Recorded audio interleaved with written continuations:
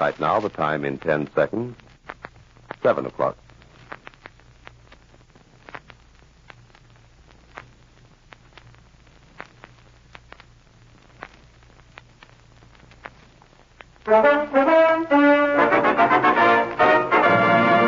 Campana's First Nighter program. From the Little Theater of Times Square. Starring Barbara Luddy and Owen Soule with an all-star cast sent to you by Campana, the quality name in cosmetics. Theater time on the Great White Way, and an opening night performance is scheduled for your entertainment at the Little Theater of Times Square. And what a celebrated audience of first nighters we're sure to see. Now, here's our genial first nighter, our host for the evening. Good evening, ladies and gentlemen. This promises to be an exciting night. My cab is waiting. Won't you step in? All right, driver, to the Little Theater. Up Broadway, the brightest nightlife street in the world, and across 42nd Street.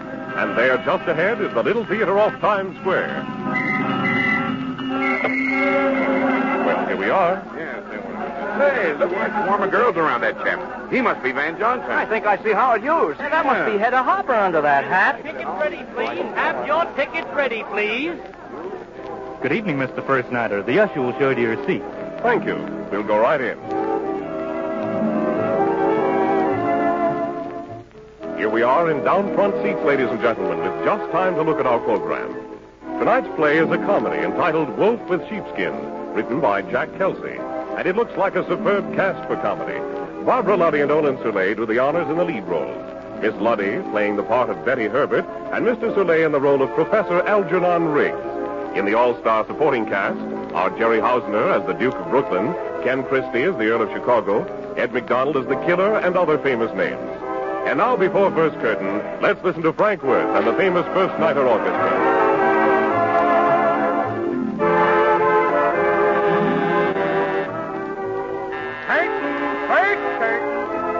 There's the signal for first curtain. The house lights are out, and here's the play. Is this Mrs. Herbert's room in the house? Yes, it is, but I'm afraid... Hey, I heard it was an old dame ran the joint. Mrs. Herbert. Mrs. Herbert is my aunt. She's on vacation. I'm in charge. Ah, I'm going to like this job. You got a room? I'm sorry, no, and I don't think you'd be happy here anyway. Oh, why not? Well, our clientele is very quiet and refined. They all work during the day. Well, that's why my boss picked this place. Why don't you figure I'm refined? I couldn't help noticing the racing form sticking out of your pocket and that bulge under your arm. Did you ever carry a rod in your hip pocket, sister? Well, it is very uncomfortable. Miss, what's your name? Betty. Now, look, I'm rather busy just now. Well, leave us be refined, Betty, huh? I am called Duke, and here comes my pal, the Oil. Hey, look, Duke. Huh? There was Dick. Dick's hanging around the killer's train come in. Huh? So I slipped him a piece of paper with his address on him. Okay? Yeah, just so long as he gets here, Martini's going to be happy. Dry Martini, the gangster? Yeah. Oil, was the killer disguised like the boss said? Yeah, wearing big horn-rimmed specs, carrying a briefcase. I chased him right off. Uh-huh. Big guy. Good looking. I'll have to ask you, the gentleman, to leave now. Duke, what's this? Tell me to bother you. Please do not pull a rod on a cute cookie like Betty unless you take your hat off, Oil. Well, okay. He's going to give us a room for this out-of-town boxman, won't you, Betty? What's a boxman? Well, you know, he opens safes when the owners ain't around. Now, this character's got 20 grand, see? Half of which dough belongs to my boss. And he's coming here to make the split. Well, that's very honest of him, I'm sure. Yeah, the killer is being looked for by certain parties, see? So Martini picked your joint as a hideout until the dough is divvied. You get it? I'm afraid I do. Would that be him? He? The killer? Huh? Glasses and a briefcase. Yeah, that is him. He. I beg your pardon. I believe you have a room available. Well, You heard what the guy said, sister. Why, how nice. The very man who directed me at the railroad station. Oh, you said the young lady's hard of hearing? Not at all. Your friends have arranged everything. Will you sign the book? Well, I hardly anticipated the ease with which my simple needs would be met. Gee, would you get a load of that talk? How do you like that? Yeah. When we're forced to, we can sometimes find room, Mr. I beg your pardon, Professor Riggs. Is that what he wrote in the book? Yes, Professor Algernon Riggs. It amuses you? I'll say. Did you think it up yourself? No, I understand that my mother, under the deplorable spell of the romantic fiction of her day... Oh, brother, you're okay. This get-up would fool the smartest cop in town. Well, allow me to rise to the occasion, Professor.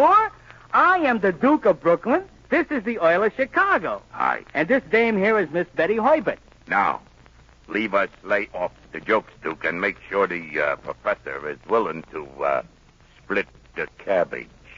Oh, delighted gentlemen. Merely name the time and place. You see? He's okay, Earl. You going to put the briefcase in that safe behind the desk? Oh, no, the contents are too valuable to let out of my hands for a moment, Duke. Maybe you're right.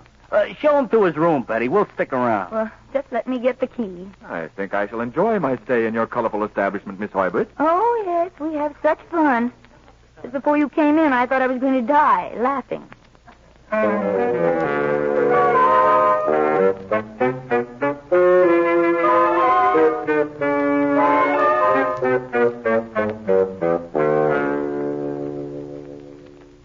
This is your room, Professor. Please step in. After you, Miss Herbert.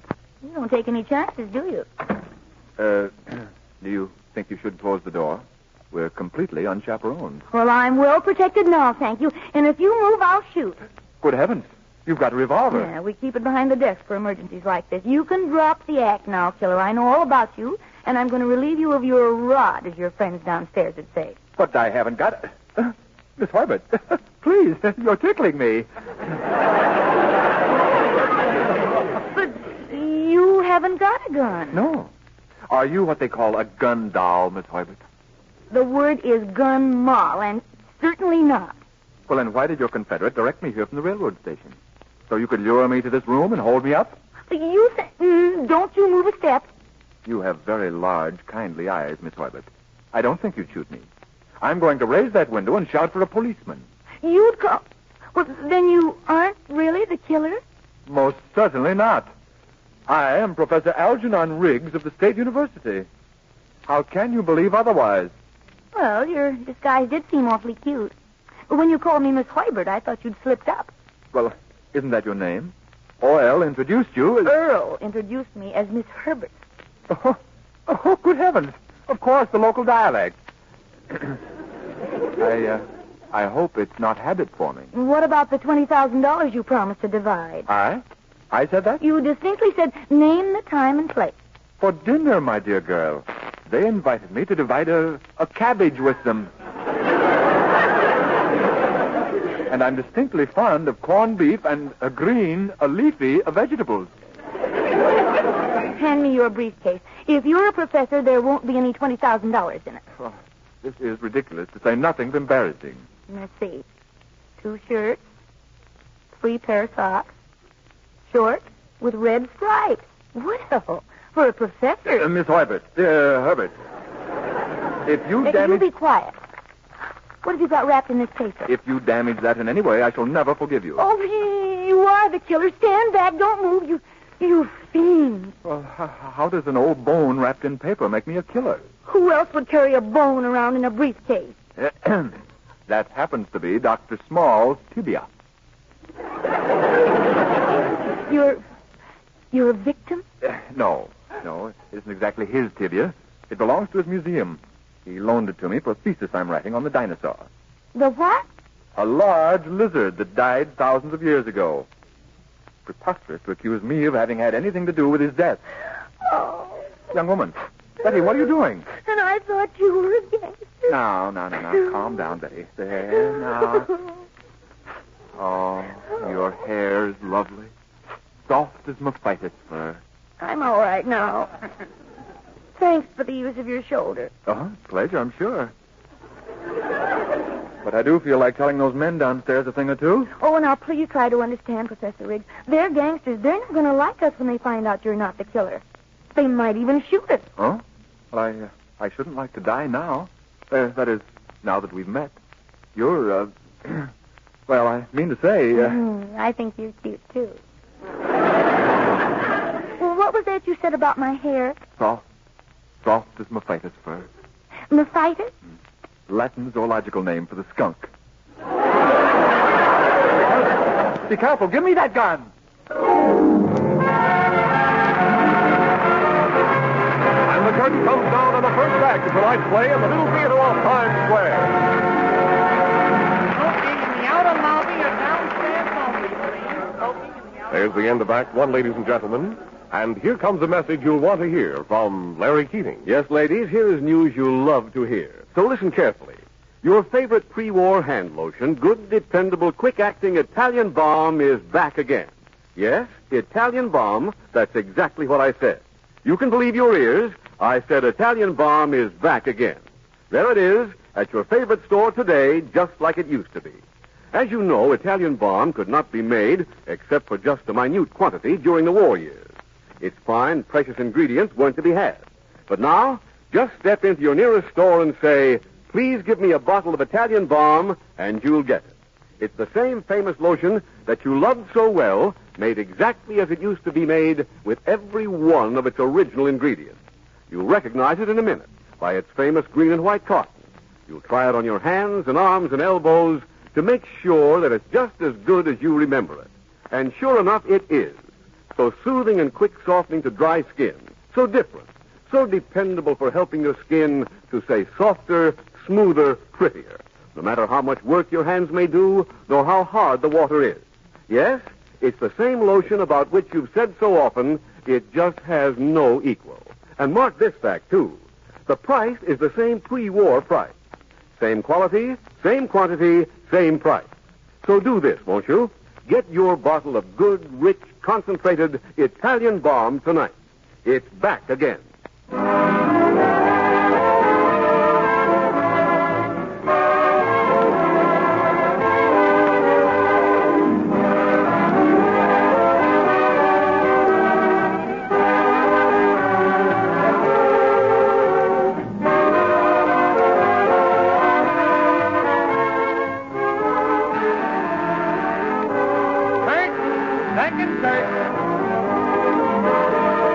Are hurrying down the aisles to their seats. The lights are dimmed, and here's the second act of Wolf with Sheepskin.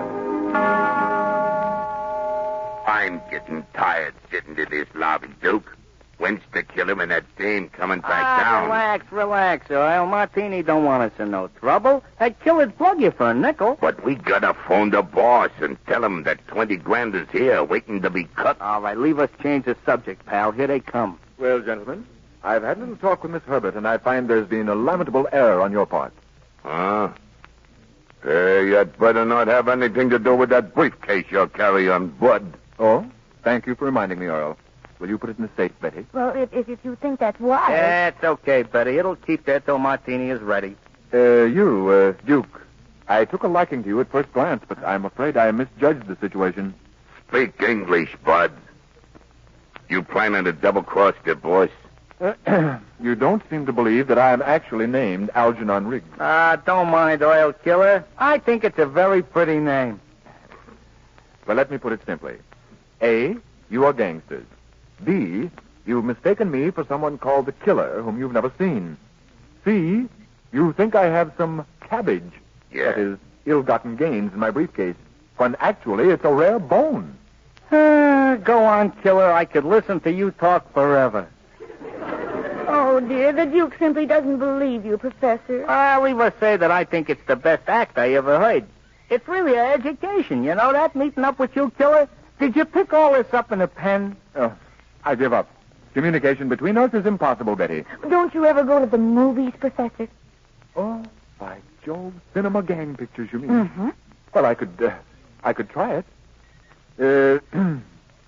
Listen, yours mugs? Huh? Yeah.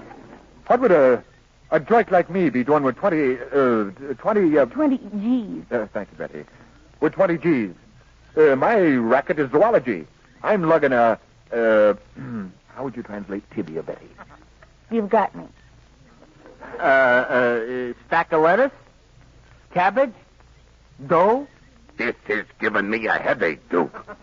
The boss is waiting. Oil, I ain't had such an interesting conversation since we took Benny the Bookworm for a ride.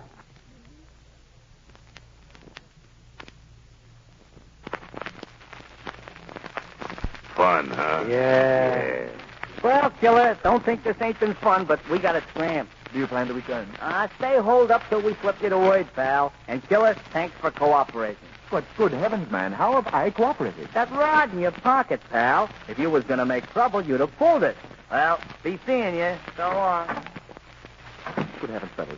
I still have your revolver in my pocket. I don't think you realize what a narrow escape we've just had, Professor. Well, perhaps we should call the police, Betty. Well, we don't need to now. But Tim, we returned his tibia, you know. And I refuse to leave you in danger. Oh, that's sweet of you, Algernon. We'll never see those two again. Would you like something to eat? Oh, first I must call Dr. Small and tell him where I am. And then, Betty, you know what might be invigorating? A good stiff cup of tea.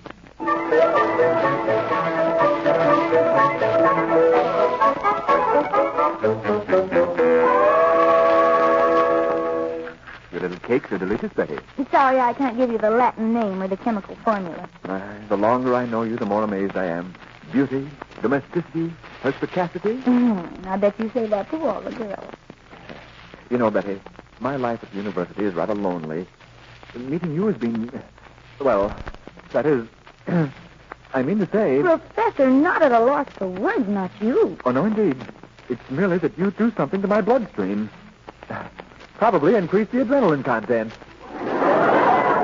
You're so romantic. Funny, though. I like you in spite of yourself. Oh, the bell on the desk. Somebody came into the lobby. Oh, shall I come along? Thank you. No, I'll be right back. Oh, dear. What's the matter, lady? Seen a ghost? Those glasses, that briefcase, I thought for a minute I was seeing double. What's wrong with them? You must be the killer. How do you know that, lady? Well, you were expected earlier. Two of the boys arranged for your hideout. That's what Martini said a minute ago on the phone, see? His gorillas are supposed to meet my train. You one of his mob? Yeah, from a way back. The boss wants I should put that 20 grand you got in the safe here. Ain't much you don't know, huh? Me and the big shot were like that, see? Give me your briefcase. Well, I don't know. Here, what's that? Oh, one of the mugs put boards here. Give me your case. I'll put it in the safe while you get behind the gates at the window. We don't want him to see you. That's right. Well, they don't give me no double cross, see, sister?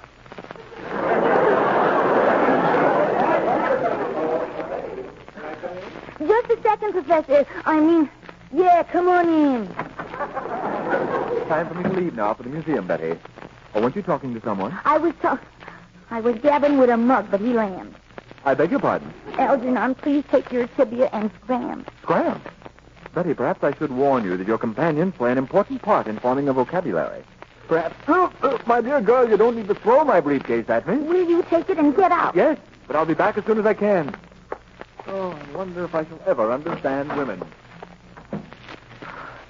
You can come out now, killer. I couldn't make out what you said from back there. What was that about a briefcase? I had to put it away in the safe while I was talking with that guy. Here, let me show you. See? It's your briefcase. Okay. Now lock it up. Yeah, good. I figured I'd get me a bite to eat before that. Hello? Oh, Dr. Small. Yes, Professor Riggs, just a minute left to meet us. Oh, hold the line a minute, please. I have to be polite to these mugs. You can get a good cup of Java right across the street, killer. Okay? Yeah, I'll grab one of them and come back. If Martini's gorillas show up, you tell them where you can find me. There you are. Oh, the Dr. Small, now, please listen carefully. It's a matter of life and death. When Professor Riggs arrives, you're going to find money in that briefcase instead of that horrid old bone. Well, I know you don't understand, but I just switched briefcases with a gangster. Algernon has the gangsters, and I have your tired old tibia here in my safe. Tell him to get the police. I can't talk anymore. Hey, we just seen a very funny thing, Betty. Well, how is it, isn't this Duke of Brooklyn and the Earl of Chicago? Yeah, and like Duke says, we would have words with you. Yeah. You see, we are walking down the street when all of a sudden we see two killers. Two. Yeah. One of them gets in a taxi. The other one goes in a restaurant. You're that silly. You must be seeing double. Well, this is very possible. We are very nervous. So we call Martini on the phone, and he sounds annoyed at us. He says to get back here and collect his dough, and no mistake. Or he personally will kick our teeth down our throats. So you better get it up, Cookie. You mean you want the briefcase and the money right now? Yeah, before we begin to see 3 killers instead of 2. Now get the dough out of the safe and we'll split it. Right this very minute? Why not? This is the payoff, Betty. We got to get half that cabbage and no bones about it. And the curtain comes down on the second act of tonight's play in the Little Theater off Times Square.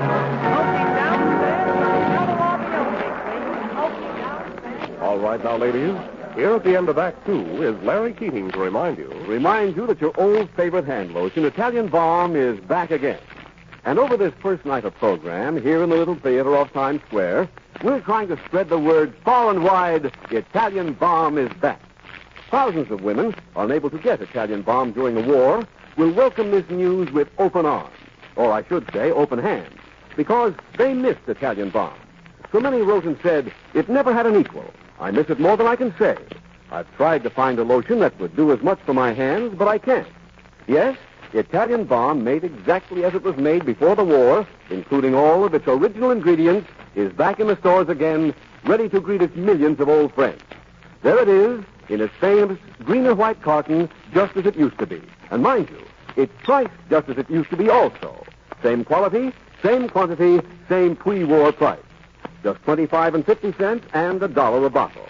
So do this for us, will you please? Help us tell all of Italian Balm's old friends that their old favorite hand lotion is back again.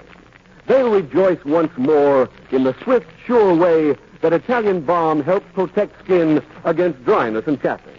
They'll cheer to have again the lotion that's so rich, so good, so economical, that just one drop will serve both hands.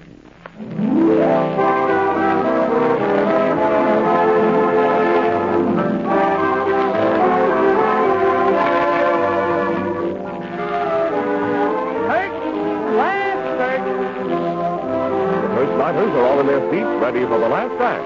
And there goes the curtain. Listen, Duke, this dame has been stalling us 10 minutes. If that 20 grand is in that safe, why don't she open it up? You wouldn't give us no double cross now, would you, Betty? Ooh, of course not, Duke. But half of that money in the briefcase belongs to the killer, and oh, dear, here he is now. That ain't him. This guy don't even look like the killer. Hiya, Santa. These martinis gorillas. Yeah, these are them. Boys, shake hands with the killer. Hey, you sick, Betty. You don't even sound like you. Don't she talk like this all the time? Certainly not. She talks better than me, even. So, I've been double-crossed. All right, get the hands off and keep them off. Look out, he's got a gun. What'd you think he had in his pocket? Gumdrops? It's the killer, all right, Earl. Did you see that quick draw? Yeah. No, please, gentlemen, let's all keep our heads. I can explain. Save a second. Let's split your friend for me. You know, I am very disappointed in you, Betty. Who was the professor guy if he wasn't a killer? He tried to tell you, Duke, he's Professor Algernon Riggs. And he talks like that all the time? All the time and frequently. Okay, sister. Now put their rods in your safe and get out my briefcase at the same time. I don't suppose there's much else I can do. No, not at this time. Martini ain't gonna like this killer. He wants this slip. Nah, well, he's gonna get it. I just ain't taking no chances, see? Open her up. I don't see why you're in such a hurry to open it. Wouldn't you all maybe like a cup of tea first? The cabbage first, if you don't mind, Betty. Yeah.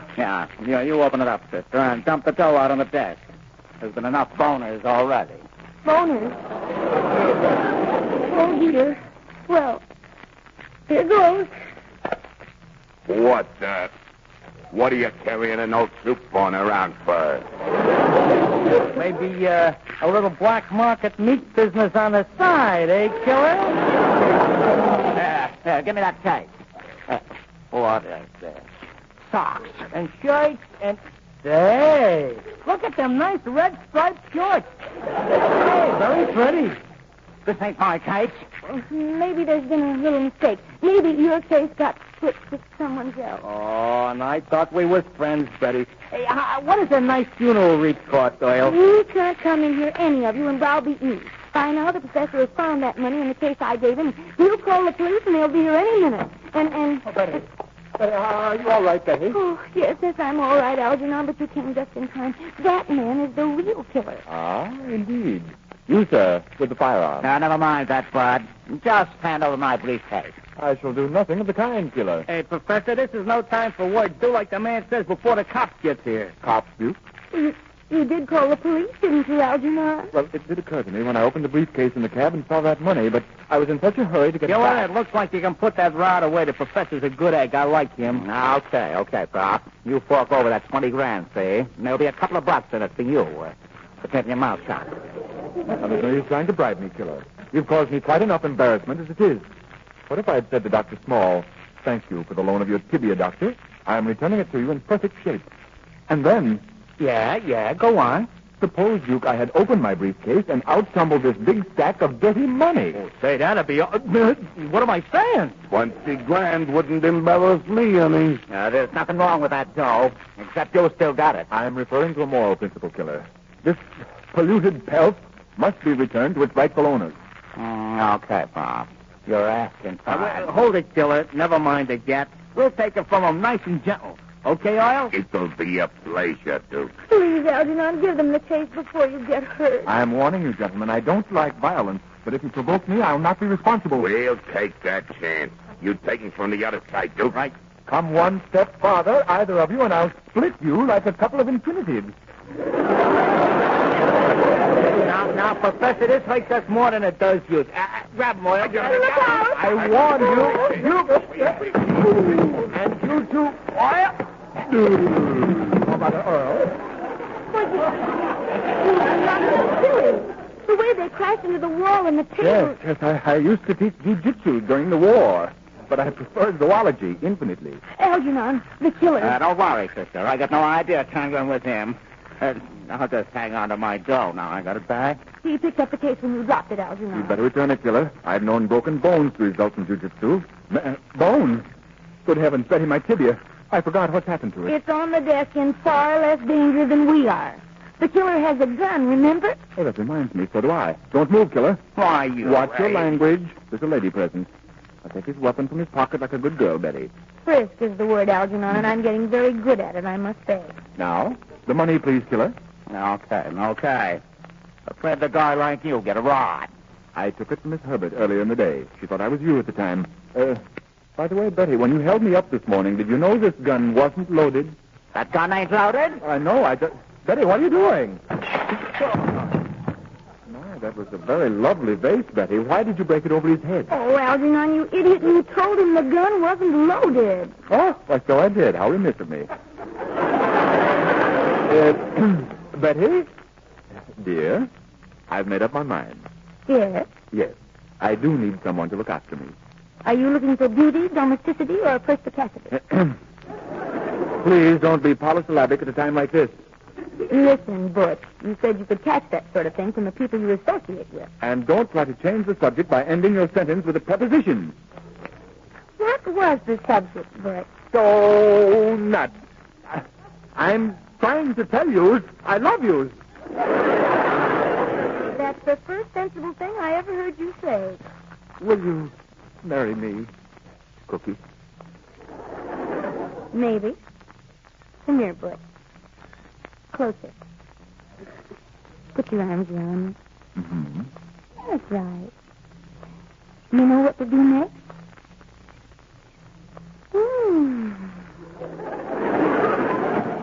You love me more than your horrid old tibia. Tibia? What's this, tibia? Okay, Butch, I'll marry you. There it is, ladies and gentlemen, the end of an exciting Broadway premiere. Miss Marty and Mr. Delay are bowing to the audience. The first nighters are giving them a real ovation. Next week, we want to invite you to a real treat in drama, a heart-gripping romance entitled Nonani. So be sure to tune in first nighter at this same time next week. And Now we move out of the theater and into the street. Here's your cab, Mr. First Nighter. Thank you. Good night. Campana's First Nighter program, starring Olin Soule and Barbara Luddy, is a copyrighted radio feature. Tonight's play was pure fiction and did not refer to real people or actual events. Cleopatra was a wise, wise girl. She used 15 separate and distinct perfumes. So why not try something new yourself? For example, that enchanting, lingering cotton blossom cologne. It's exquisite. Cotton Blossom by Old South is featured at better drug and department stores. The First Nighter program came to you over CBS, the Columbia Broadcasting System. The WBVM Air Theater, Wrigley Building, Chicago.